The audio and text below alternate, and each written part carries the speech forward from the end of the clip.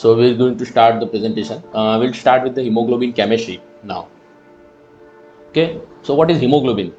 Basically, it's a red blood pigment in the erythrocyte, which basically, as layman terms, it carries O2 to tissues and CO2 from tissues to lung. So we'll start with the structure. What is the structure? It's a globular tetrameric protein and conjugated protein.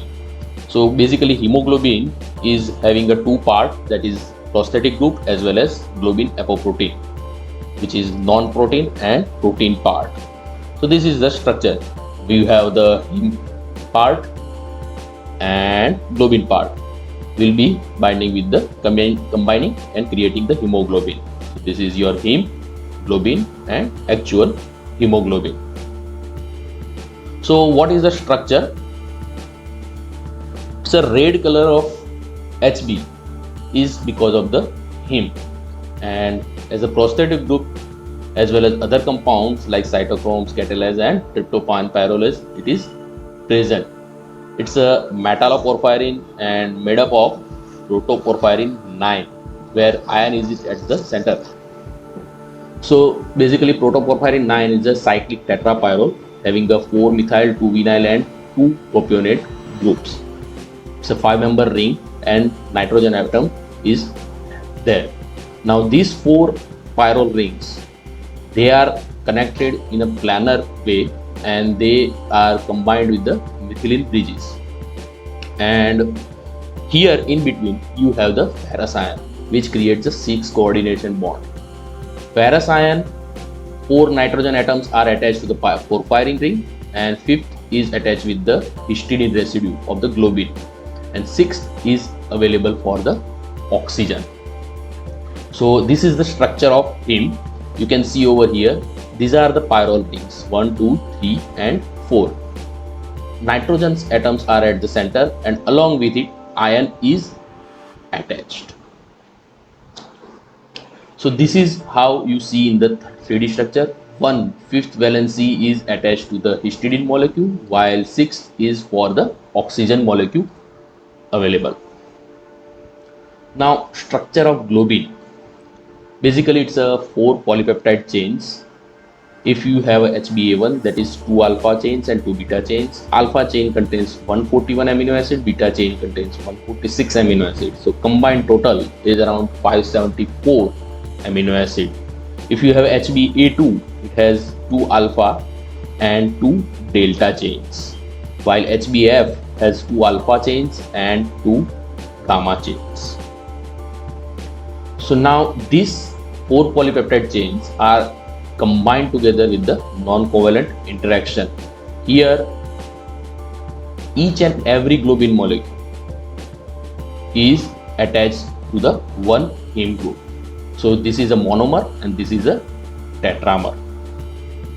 Okay, so one hemoglobin which consists of 4 peptide ring, and along with it you have the heme molecule attached.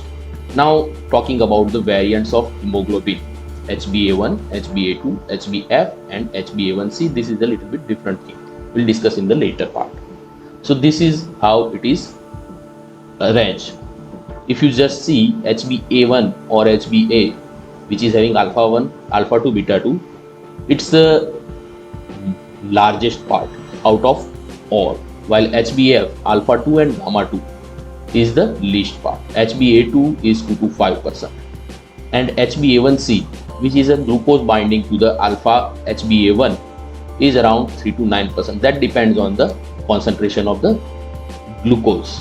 HbF is present during the fetal life, while others are present during the adult life.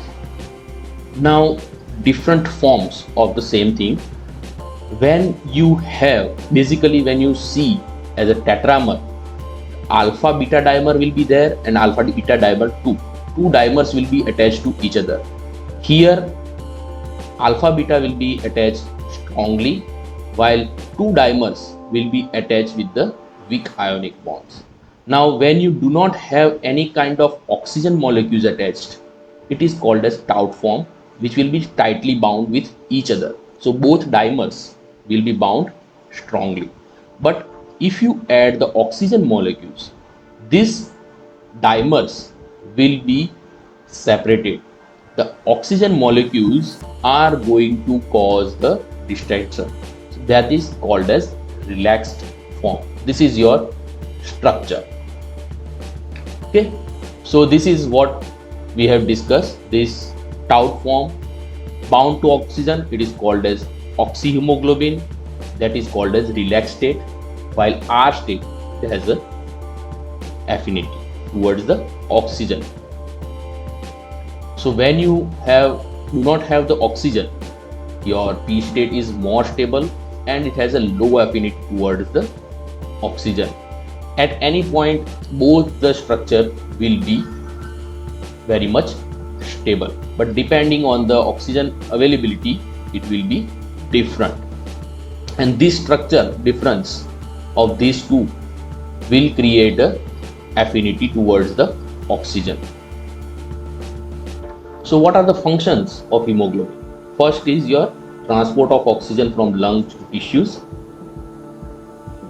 helps the transport of oxygen, carbon dioxide and protons from tissues to lungs, and one more extra component, that is acts as a buffer during acid-base balance of blood, which basically maintains the pH in the blood. So now how this transport of oxygen is happening through the hemoglobin. So what happens is that oxygen, whatever it is coming into the lungs, it binds with the heme portion of the blood, and this is dependent on the PO2 or partial pressure of oxygen. And this progressive increase while you inhale the oxygen, it will be increasing as the partial pressure of oxygen is going to increase. That is called as a percentage saturation of the HB. Now this leads to the discussion that is called as oxygen dissociation curve. Here binding ability of the oxygen is dependent with the O2 at different PO2 is described through this dissociation curve. That is basically a S-shaped curve. I'll just describe in the form of. So here in the lower part, if you are going to see, it is basically a partial pressure of oxygen, while here if you see in percentage, the saturation of hemoglobin molecules is denoted.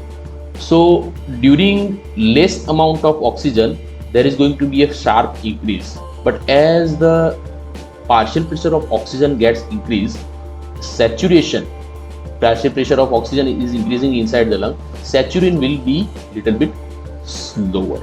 Here the O2 starts unloading to the different tissues, while extra here in the exercise. So this shape curve denotes how the capacity of lungs or saturation of oxygen is happening inside the body. This leads to the cooperativity. This is means affinity of hemoglobin for binding the first molecule of oxygen will be little low, because there is a tau form which is stable. It is going to resist. But once single molecule is added, there is going to be increased affinity. So first molecule binding facilitates the binding of the second molecule. So you can see over here in the image. So if you do not have any oxygen, it is going to take little bit time to bind, and then over the time full saturation will be faster. Okay, so this is where saturation and unsaturation comes into the effect. But opposite is going to happen. This oxyhemoglobin in peripheral tissues, it has to be releasing, so unloading should be happening. So this is basically our idea. What happens from oxygen, it comes to the peripheral tissue. From peripheral tissue, carbaminohemoglobin in the form of bicarbonate goes to the lungs. But how this is happening is more important. So where this Bohr effect comes into the scene. So you have basically oxygen affinity of hemoglobin along when you add the pH as a denominator, this is going to be called as a Bohr effect. Basically, if you have a more acidic environment, your oxygen carrying capacity or oxygen affinity of hemoglobin will be reduced. Or if you see that basically different tissues, distant, they are relatively rich in carbon dioxide because metabolism is going on. So your pH will be lower than the arterial blood, and so the oxygen easily gets unloaded through this process. And this is basically a equilibrium maintenance between acid and base. Now this H plus and carbon dioxide combination is called as Bohr effect.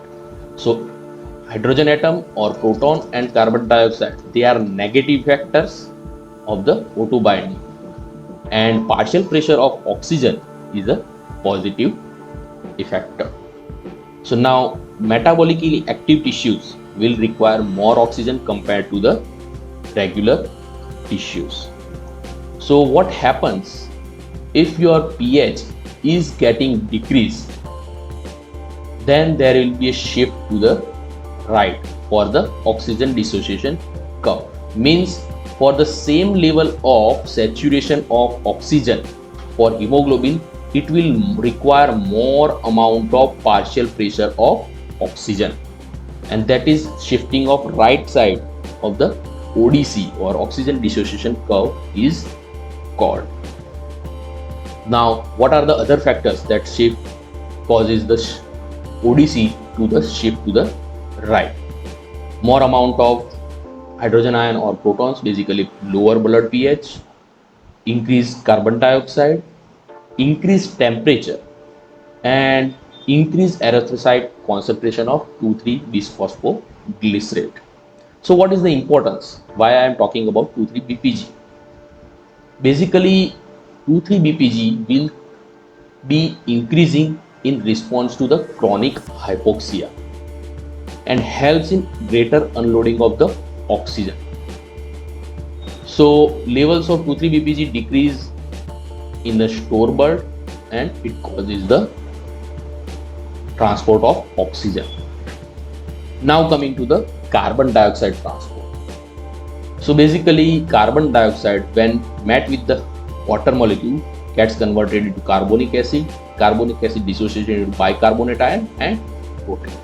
Now this carbon dioxide basically diffuses into the RBC, and in the presence of carbonic anhydrase, here it will be converted into carbonic acid, and now immediately proton will be liberated, which is accepted by the deoxygenated hemoglobin, and this bicarbonate ion is easily transported.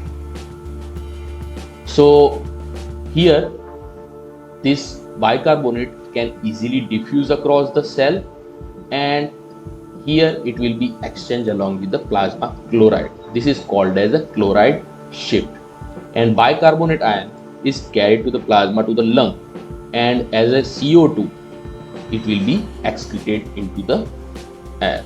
Almost 70% of the tissue carbon dioxide is processed this way, while remaining 30% out of this 5% is through simple solution, and 25% is bound with the N-terminal amino groups of the deoxygenated. So some component is happening with the carbaminohemoglobin, that is called as carbaminohemoglobin. Now talking about the hemoglobin derivatives. How many different derivatives are there? Oxyhemoglobin, oxygen is attached. Reduced hemoglobin, carboxyhemoglobin, methemoglobin, cyan-methemoglobin, and carbamino and sulf-methemoglobin. These are some of the derivatives. Let's discuss some of them. What is methemoglobinemia? Basically, it's a derivative of hemoglobin where iron, instead of in ferrous state, it is in a ferric state. So they are unable to bind with the oxygen. Because of the ferric state, it will be completely bound and there will be no valency available for the oxygen. This is basically caused by hydrogen peroxide and free radicals. And what we can utilize is either blood transfusion or methylene blue as a treatment. What is carboxyhemoglobin? Instead of carbon dioxide, if more production of carbon monoxide is happening, then it is called as carboxyhemoglobin. It has a more affinity than the oxygen. Basically, in term, it is called as a CO poisoning. Normally, it is less than 0.15% or 16%, but if it exceeds 20%, then clinical symptoms arises and we have to go for the oxygen therapy. So till now, this is what we have discussed. I think already this presentation has been shared with you, so we can go through it easily.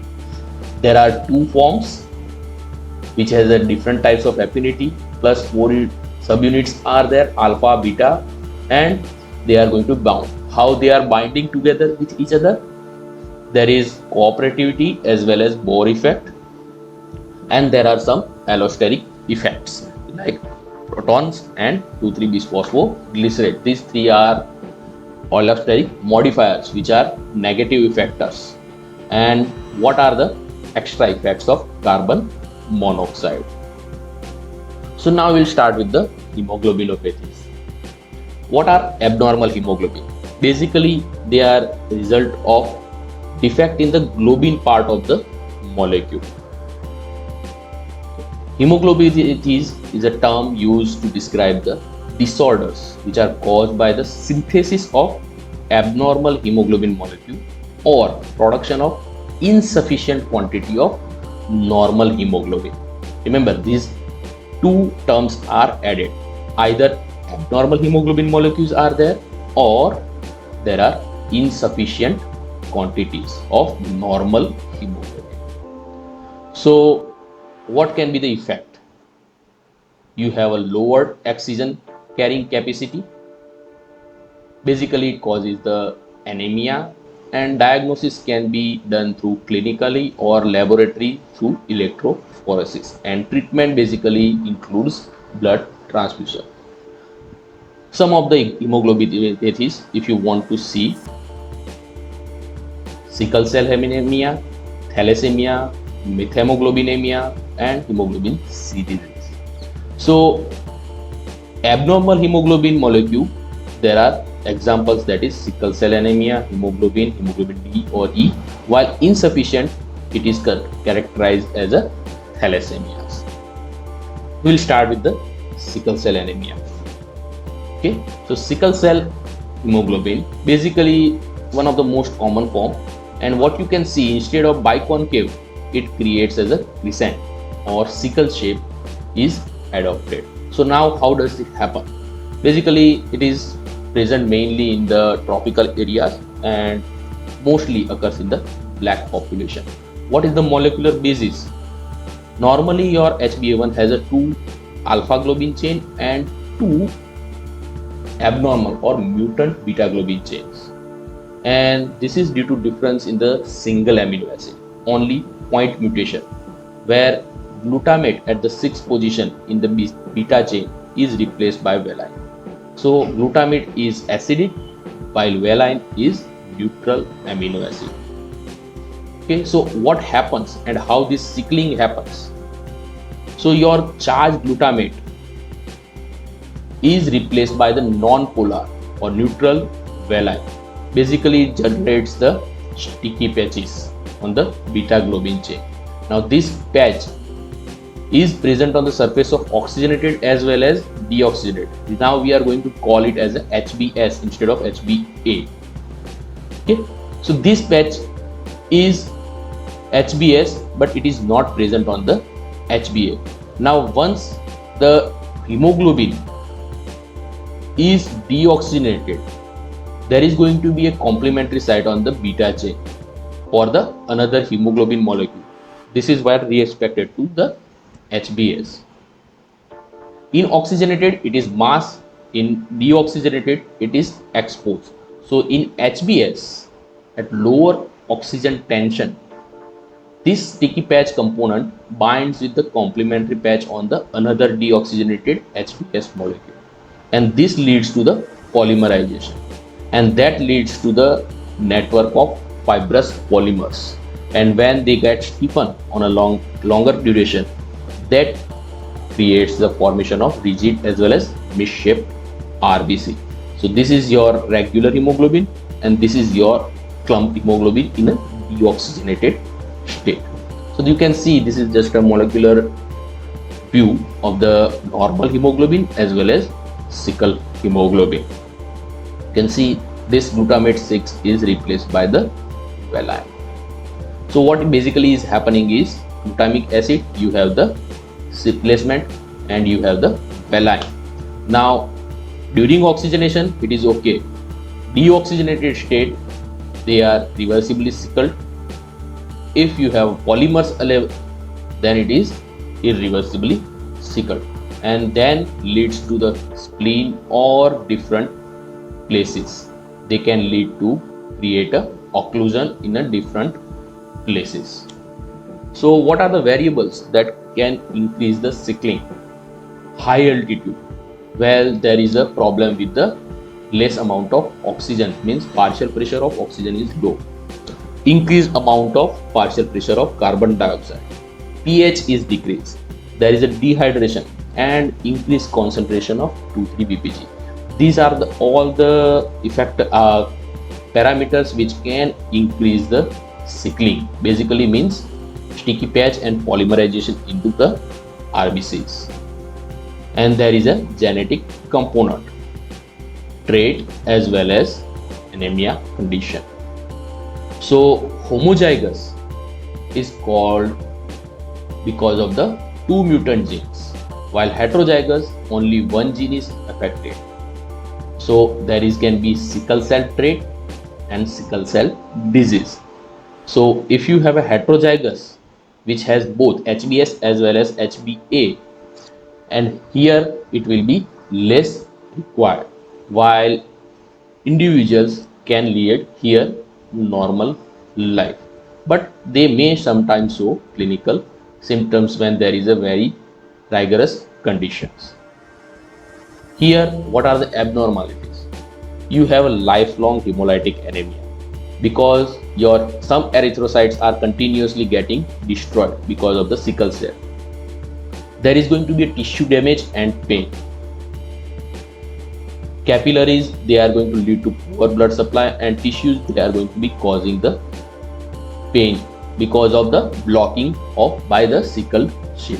So you can see this is your normal pathway, but if you have a sickle shape, it may clog. Now this once clogged is happening, the blood supply is gone from here, and that can lead to the bad condition to the distant tissue. Infection will be increased because hemolysis and tissue damage is more. Plus, if you have a homozygous condition, then there are chances that there is a premature death. Mostly homozygous condition, they die before they reach the adulthood. So this is just symptoms of sickle cell anemia. You have a bossing structure, spleen is enlarged, bone pain, extremities are swollen. I just going to show you some extra images. You can see here extremities are too much swollen, plus there is an enlarged liver and spleen. So what is the relation of sickle cell trait and malaria? That's some extra component. Basically in Africa there was a incidence of high malaria, and that led to genetic mutation in the RBC cell, which generated the sickle cell anemia. Now basically this is condition what we considered as a genetic adaptation for the malaria epidemics. Now what happens, because these cells of sickle cell anemia, the trait or homozygous, they are less life, going to be having a less life, and that leads to early premature death of the malarial larvae which are staying inside the RBCs. So if you do not have host, basically RBCs, they are not going to die. So ultimately they are going to be immune towards the malaria, and you can see over here very large population is susceptible to this condition. So diagnosis, how do we do it? You find out the hemoglobins which are low. You can do the sickling test, or you can do electrophoresis to find out the sickle cell condition. And what is the management of sickle cell anemia? You keep adequate hydration. Analgesic as a palliative treatment, basically for pain. Antibiotic therapy is to be introduced if you have any kind of infection, and if you have too much amount of anemic patient, we can provide the blood transfusion. But remember this, you have to go for these conditions which can lead to other complications like iron overload, blood-borne infection, as well as immunologic complication. We can provide hydroxyurea, which is basically anti-tumor drug. What it does is it increases the circulating level of HbF in adults. So what happens? The painful crises are reduced, where sickling will be decreased. HbF normally does not have the sickling. We can do the bone marrow transplant, but still it is in the experimental stage, as well as gene therapy, that is also under experimental stage, and we are having a little bit lower success rate over this two treatments. So now coming towards the thalassemias.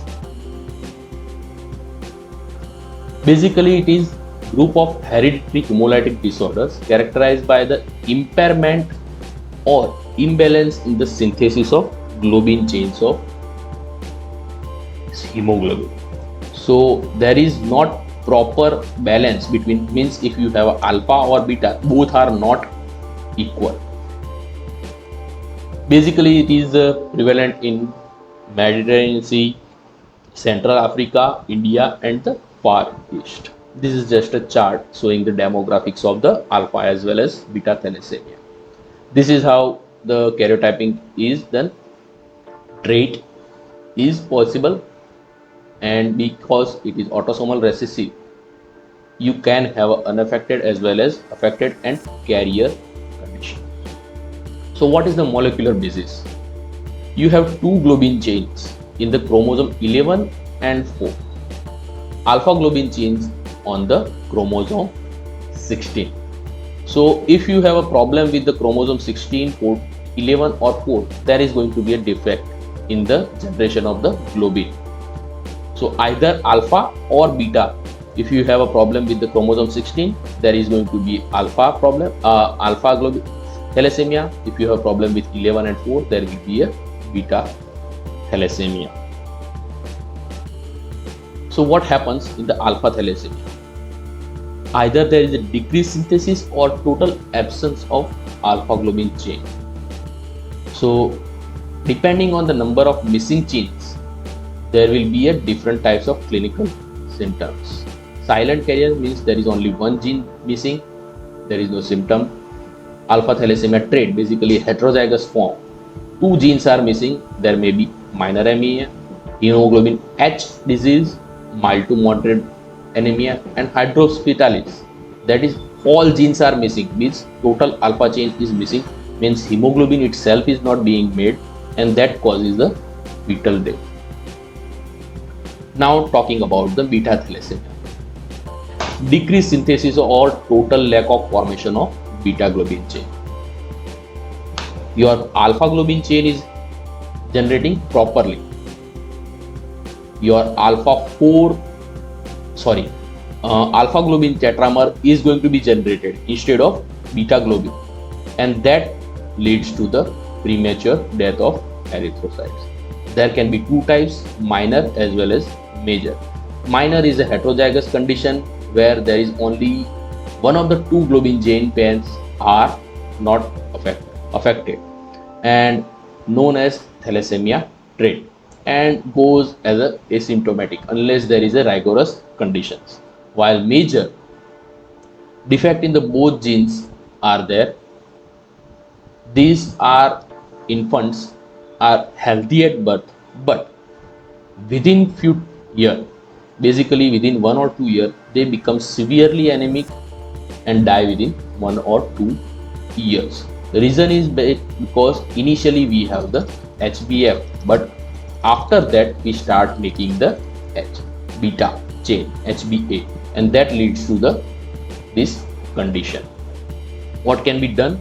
Hemoglobin, CBC, as well as electrophoresis. Treatment can be frequent blood transfusion as well as folate therapy.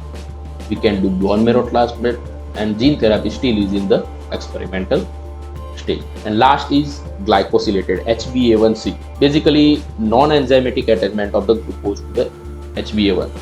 We normally eat everything, and glucose levels are continuously fluctuating in our body depending on the hormonal regulation.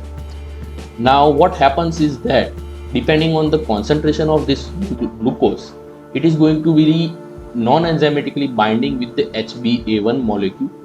If normal person is there, it will be remaining at a 4 to 6%. But if a person is diabetic, then there is a problem with the glucose levels. So more glucose is running around in the blood, and that leads to more amount of HbA1c, and here it is incorporated via N-glycosylate linkages in the beta chain. So this is the discussion regarding the hemoglobinopathies as well as the what hemoglobin structure and its function. So we